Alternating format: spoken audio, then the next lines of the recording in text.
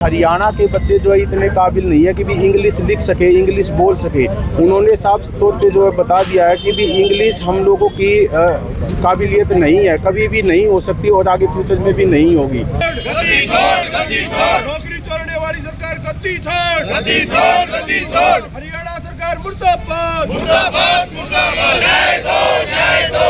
Aspirant assistant professor को न्याय दो, न्याय दो, न्याय दो। रोजगार के साथ खिलवाड़ नहीं चलेगा, नहीं चलेगा, नहीं चलेगा। एचपीएससी मुर्दाबाद, मुर्दाबाद, मुर्दाबाद। हरियाणा सरकार मुर्दाबाद, मुर्दाबाद, मुर्दाबाद। हरियाणा सरकार मुर्दाबाद, मुर्दाबाद। यूनिवर्सिटी बंद कर दो। आपके गोल्ड मेडलिस्ट यहाँ खड़े हैं, उन्हें 35% भी नहीं दिए गए हैं।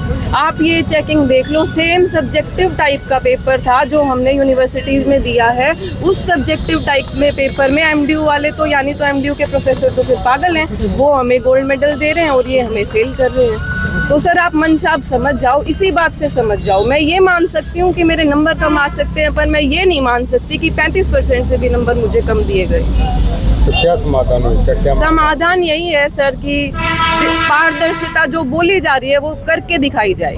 सर मेरा नाम कोमल है और मैं CBLU की गोल्ड मेडलिस्ट हूँ। इसी के साथ मैंने 2 बार नेट और गेट भी क्वालिफाई किया है सर। और सर मुझे लगता था कि मेरा पेपर बहुत अच्छा हुआ है, लेकिन सर ये जो रिज़ल्ट हमें देखने को मिला सर, बिल्कुल ही 2 दिन तक तो हमें बात ही एक्सेप्ट नहीं हुई कि हमारा सिलेक्शन नहीं हुआ है। मतलब सर हमें इंटरव्यू देने तक का मौका नहीं मिला सर। दिन रात हमने मेहनत करी।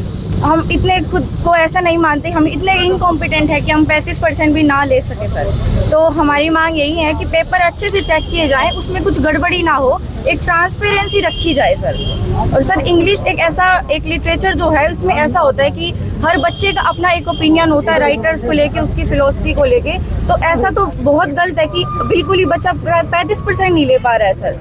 तो सर हरियाणा का कमीशन है, आप 8% बच्चे निकाल रहे हैं हरियाणा के सर, ये अच्छा नहीं है बिल्कुल भी हमारे देश के लिए सर। असिस्टेंट प्रोफेसर में जिन बच्चे स्कॉलर्स ने, PhD होल्डर्स ने, गोल्ड मेडलिस्ट ने एग्जाम दिया, उनको HPSC ने नाकाबिल साबित कर दिया कि भाई ये बच्चे कामयाब नहीं है। लेकिन 2 दिन पहले हरियाणा सरकार एक नोटिफिकेशन जारी करती है कि अब स्कूल और कॉलेजों में हरियाणा की जो स्कॉलर है यूनिवर्सिटीज के, वो बच्चे पढ़ाएंगे।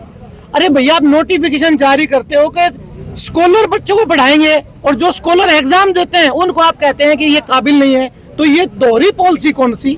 इसका मतलब टोटली एग्जाम जो दिया उसमें धांधली।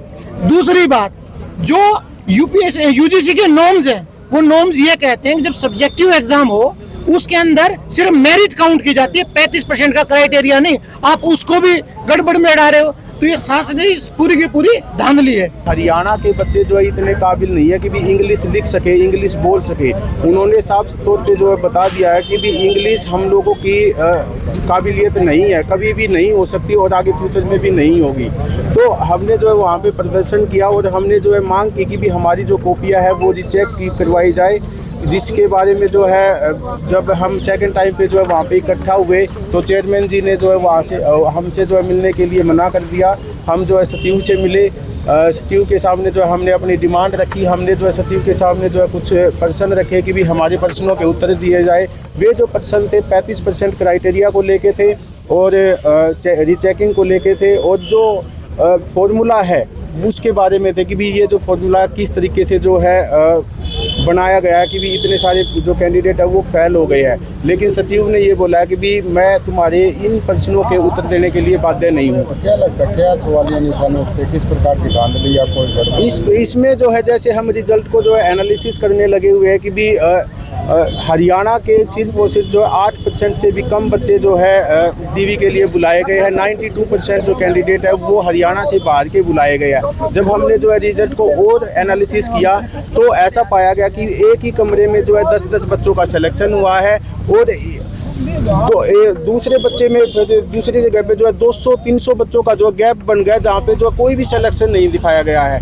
कुछ हमने और एनालिसिस किया रिजल्ट के बारे में, काफ़ी ऐसी सीरीज मिली है जिसमें जो है कंटिन्यूअस, जैसे कि भी 4, 5, 61, 62, 23, 24 ऐसे जो रिजल्ट जो है बच्चे पास दिखाए गए हैं। हरियाणा के बच्चों के साथ ये सीधी सीधी डकैती हरियाणा सरकार ने की है। हमारी ये बच्ची, हमारी ये बहन जो यूनिवर्सिटी में गोल्ड मेडलिस्ट हैं और इनको वो कह रहे हैं कि आपने कुछ नहीं पढ़ा।